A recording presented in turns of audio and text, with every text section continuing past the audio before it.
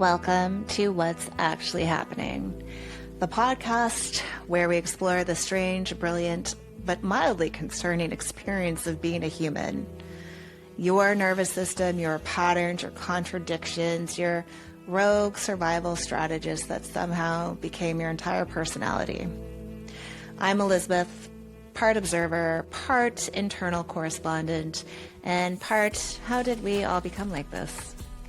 And every episode, we're diving into the subconscious patterns and behaviors overtaking your life while also finding the loopholes around them. Come explore the human operating system with me. Let's get into it. Have you ever been completely fine with something one day, and then another day, the exact same thing makes you want to crawl out of your skin? Imagine you had a terrible night of sleep, and then you got to work where you put out fire after fire all day. Then you finally get home. You're hungry now, but there's a pile of dishes in the sink and a weird smell. Your phone will not stop pinging with notification after notification and people wanting more things from you. So you sit down to dinner already hanging by a thread, and then you hear it. Your partner chewing, a sound that you have presumably heard 1,000 times before without any incident. But tonight, it sounds like you're having dinner with someone from Invasion of the Body Snatchers. You don't really remember them ever making this noise before. Have they always chewed this loudly? Have you just never noticed this? And then suddenly, you yell, "Can you just chew quieter?" Now your partner's looking at you like you've lost your mind with a look of, that was a little rude. And maybe you're wondering the same thing because yesterday they also had their dinner and somehow your relationship survived. So what changed? Well, it wasn't necessarily the chewing. The chewing was just the next thing that arrived after an entire day of things requiring something from you. And that is where capacity comes in.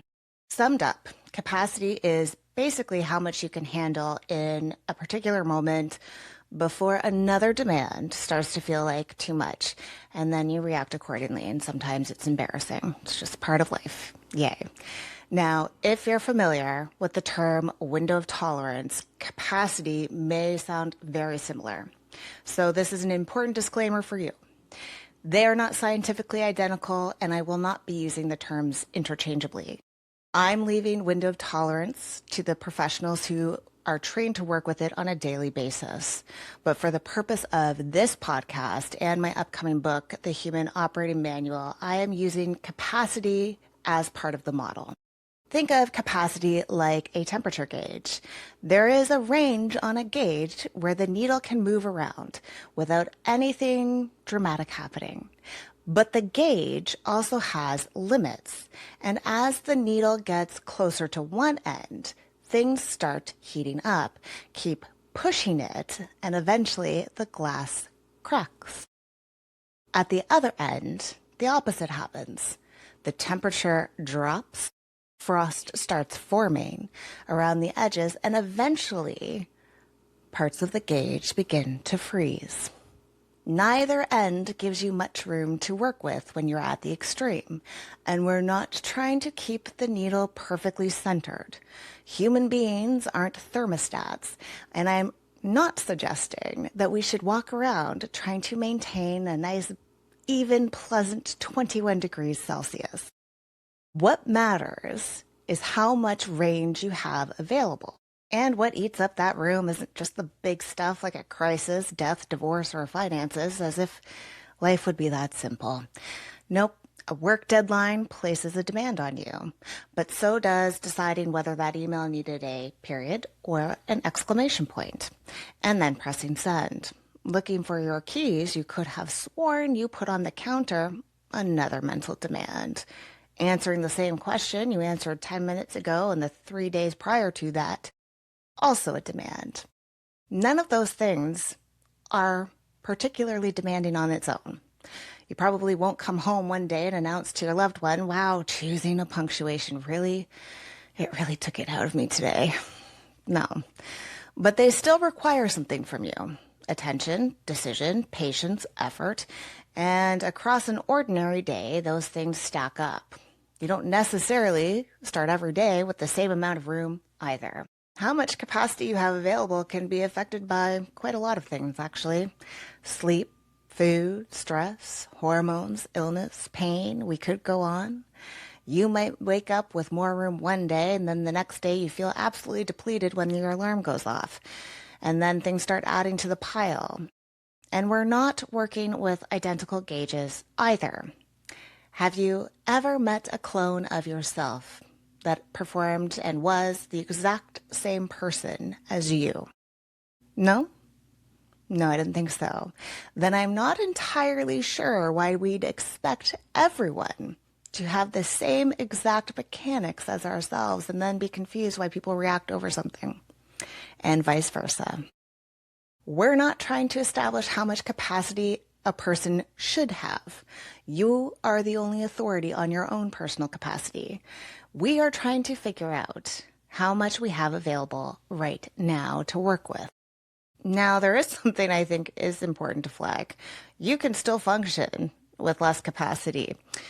Just ask all of the high achievers and people who respond best in a crisis. We are phenomenal at it. But it's a bit like jumping on sand instead of hardwood. You can still jump on sand. It just takes more effort to get to the same height. And suddenly your vertical is absolute trash. Functioning is not the same thing as having capacity. So what does it look like when you have range on the gauge versus when you're getting close to one of the edges? Well, maybe you got interrupted. When you have plenty of room, you may deal with that interruption and find your way back to what you were doing. When you don't have room, one interruption and your entire train of thought has left the building. Or what if someone disagrees with you? Normally, you can actually listen to what they're saying, but closer to an edge, you're halfway through their sentence and already preparing your defense.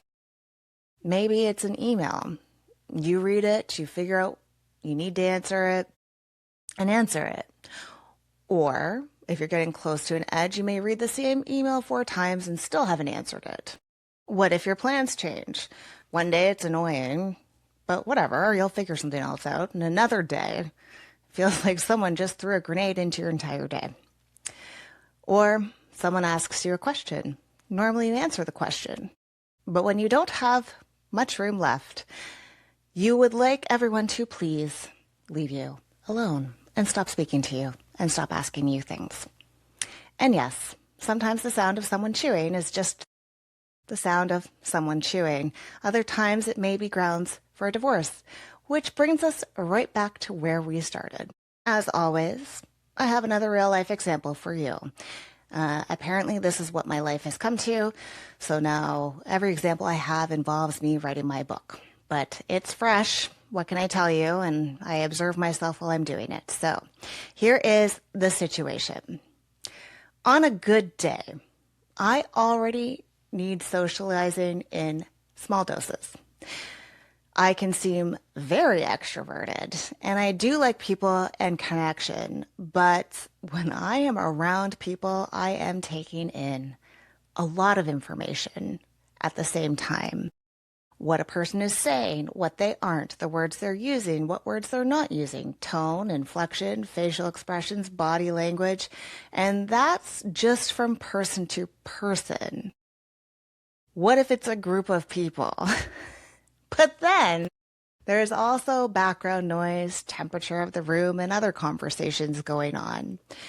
It happens simultaneously and automatically for me. I am not carrying around a clipboard judging people over my glasses. No, it just happens in the background of my brain. On a normal day, it is fine. I just need some downtime to recharge. But once again, I had been writing all week. I had some important deadlines to meet and some impending responsibilities, so I was getting close to the edge of being overloaded. My family was going out for a birthday dinner for an extended family member.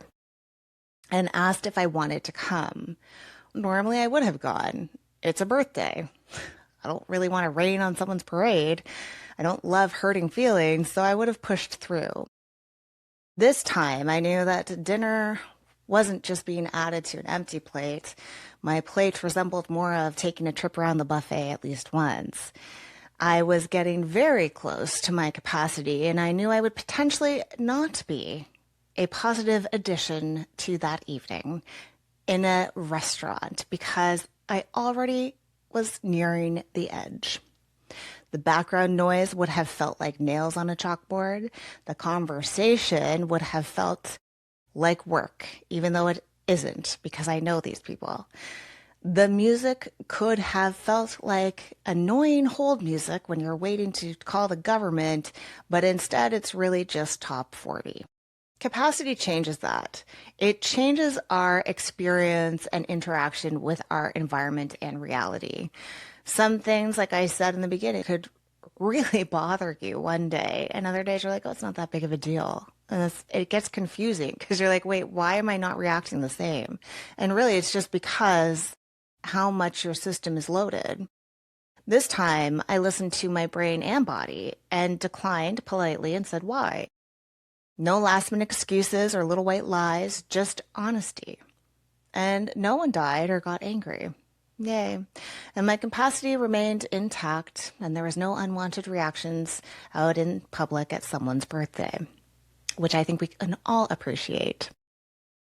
Now, you can't always say no. You can't say no to everything. We do have responsibilities, but it's knowing how much room you actually have in your brain and body before you say yes.